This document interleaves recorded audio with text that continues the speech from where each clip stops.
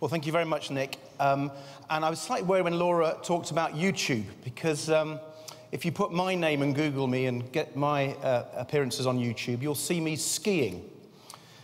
Skiing with 2 ice blocks on my feet down a slope in Surbiton, which is a place in southwest London where I represent the people in Parliament. And every year we've introduced a Surbiton Ski Sunday. People may know Surbiton because of a TV series in the 1970s called The Good Life, where Felicity Kendall and Richard Bryars decided that they would get ahead of the climate change game and be self-sufficient. But Surbiton is going to become famous for skiing. As Climate Change Secretary, I've had to tell some of my constituents that we probably don't get much snow and ice for skiing, but nevertheless, we have an annual Surbiton Ski Sunday. This is how long-term we think in Surbiton, because we're wanting to stage the Winter Olympics in the next century. But I'm not asking you to invest in that prospect today. What I want to do is, carrying on from Nick's remarks, where he set out the vision that we have in the UK for low carbon and green growth as a priority, and to say that you're very welcome here in London, I hope, to share in that vision. London has been one of the great business cities. For 15 centuries, it has welcomed traders and merchants from around the world. In fact, its Old English name directly translates as London Trading Town. And that's as appropriate today as it was 1,000 years ago when it got that name. We are very much part of Europe, but we have strong ties to the rest of the world. Our working day bridges the Asian and American markets. English is the lingua franca of finance, and most international contracts are based on English law.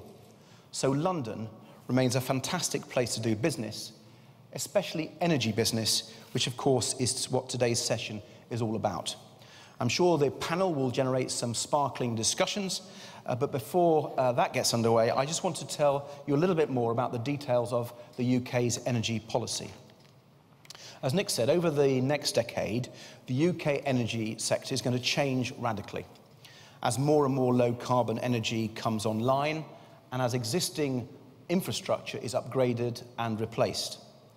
We're going to see significant changes in the way we make, save and use electricity. Changes directly linked to a fundamental economic rebalancing of the UK economy towards green growth. Now, these changes aren't unique to Britain. At the G20 in June, all members recognised the importance of putting green growth at the heart of their structural economic reform policies. But the UK's investment need is particularly strong, thanks to a combination of legally binding climate change targets, aging infrastructure, and rising demand. We need to double the normal rate of investment between now and 2020. What does that mean? Well, in less than 10 years, we have to find 20 gigawatts of generating capacity. That's roughly 20% of the UK's total capacity, and that means around £110 billion of investment in electricity generation. For even if we go full speed ahead on energy efficiency, and we are doing just that, we still expect demand to rise as we electrify our transport system as our population increases. So we're talking about building as much as 18 gigawatts of offshore wind by 2020, especially if costs come down, and 16 gigawatts of nuclear power by 2025. Creating a cost-competitive carbon and capture storage industry in the 2020s, and seeing new gas come online to ensure we can meet demand as we decarbonise. This is the biggest overhaul of the UK's energy infrastructure for decades. It brings huge opportunities right across the supply chain, and it's driven not just by need, the fifth of our power plants closing by 2020, but also by our climate commitments. Those legally binding energy targets, renewable energy targets, we have those for 2020. The carbon budgets that Nick talked about set legal limits on emissions already out to 2027, And that's in the framework of the 2050 target we have legislated for under the Climate Change Act 2008. So no other country has set carbon targets in that much detail that far ahead. So that, I think, gives the confidence. The overall position is clear. This is government policy, but it's enacted with widespread cross-party support. And I think that moves the UK to a strong position for investing in our low-carbon economy. So we're going to need new investors. I think the existing players are going to invest, but the challenge is so big that they won't have the capacity to invest at that kind of scale. So we're going to need new players from around the world, including institutional investors who have the muscle to make the big investments in low-carbon technologies which have high capital costs. For government, that means doing everything we can to take the risk out of investing in the UK's energy markets. And from a government perspective, as Nick described, that means making sure we keep political risk to a minimum. And here I want to pick up on one thing that Nick mentioned, predictability. Our priority is to set a clear policy direction, to reassure investors and entrepreneurs alike that the UK will remain a great place to do low-carbon business now and for years to come. So we will make sure our policy positions are predictable, transparent, and based on the evidence. And if you look at what we've done so far, I think you can see that we're holding fast to that aim. We're opening up markets, providing long-term certainty for investors, and removing barriers to entry. Three things that, of course, are vital to bring forward that new investment. Take the Green Deal. Nick mentioned this. It's a nationwide energy efficiency program for homes and businesses. In fact, it's a world first. We are establishing a vibrant new market in energy efficiency that is not driven by government subsidy, it's driven by private investment. We believe it could attract capital up to £15 billion for installation of energy efficiency measures in the residential sector over the next decade. We'll take the reform of the electricity market. This is the biggest news in the UK utility sector. It's designed specifically to give investors the certainty they need to raise capital to build our clean energy future. The overall aim of the electricity market reform is clear. We want to encourage competition on cost between low-carbon electricity sources, whether they're renewable, carbon capture and storage, and new nuclear. And we want to encourage that competition while ensuring our long-term supplies are secure and affordable. So we're setting up a framework that will offer reliable contracts delivered in ways that are trusted by investors. To unlock that investment, we've chosen a feed-in tariff contracts for difference, providing a guaranteed price. From an investor perspective, this delivers clear and predictable revenue streams, making sure we have an active and liquid wholesale market, and gives new investors the certainty to enter. As a package, this reform will enable large-scale investment in low-carbon generation capacity in the UK in a cost-effective way. Now, the rating agency Standards & Poor's now takes the affordability of the regulatory system into account when they assess projects.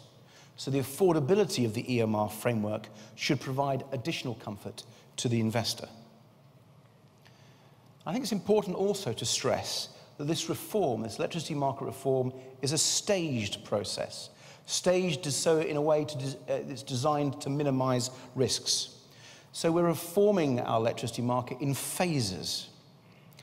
In the UK, the idea is to move gradually from administrative price setting, where ministers and bureaucrats set the prices, to full market price discovery over the next decade, as different technologies mature at different rates. I think this is a point that even UK audiences are only just beginning to grasp, because we need to reform UK and indeed global energy markets to move to low carbon at the same time as low carbon technologies are developing fast. So technology and energy policy must be intertwined over the next decade, and that obviously creates policy challenges and leads to the sorts of policy designs that we are putting forward.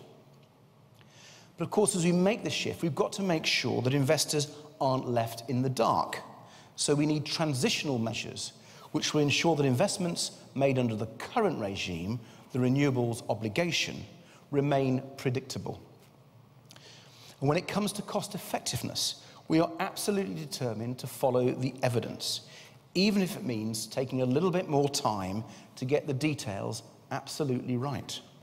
So we've just announced the level of subsidies for renewable electricity for the next 5 years. We believe they will unlock between 20 billion and 25 billion of new investment in the next 4 years. And as Nick said, we're already making a good start with that. And of course, it will do that in a way which brings down costs to consumers. We're also committed to cleaner fossil fuels. That's why we're working with industry to create a new cost-competitive carbon capture and storage industry in the 2020s. We've got a £1 billion competition, a £125 million research and development programme, and a well-developed regulatory framework to help bring this pivotal technology to commercial fruition. And as our energy mix changes, our network will also need to evolve. So we have a £500 million low carbon networks fund to encourage innovation in smarter electricity networks. We're also working to break through some of the non-financial barriers holding up investment. The new national policy statements on energy will make our planning system faster, more predictable, and more accountable. To help get more renewables online, we've published a renewable energy roadmap, which focuses on the 8 key technologies which have greatest potential, identifying the non-financial barriers to deployment. And we're working with industry and the regulator to deliver a more liquid and competitive power market so that all investors can manage risks and have fair routes to market. So I hope in these few minutes I've given you a sense of the opportunities in the UK energy market and the 2 big themes that run through the energy policy that we're creating: predictability and evidence. As we look to build a diverse, secure energy system, one that can meet the UK's future energy needs at the lowest environmental cost, we will need significant new investment. Unlocking that investment, reducing our political risk profile, means making sure our policy positions are predictable and are based on the evidence. If we get it right, the prizes on offer are alluring indeed. The gold medal prizes, I think, in the world's energy markets. For Britain, can secure supplies of affordable low-carbon energy. And for businesses, the opportunity to build and operate the energy system of the future will lie here. And for investors, the chance to be part of a historic, unprecedented replacement cycle with opportunities stretching out for decades to come. I hope, ladies and gentlemen, that's whetted your appetite for today. Thank you.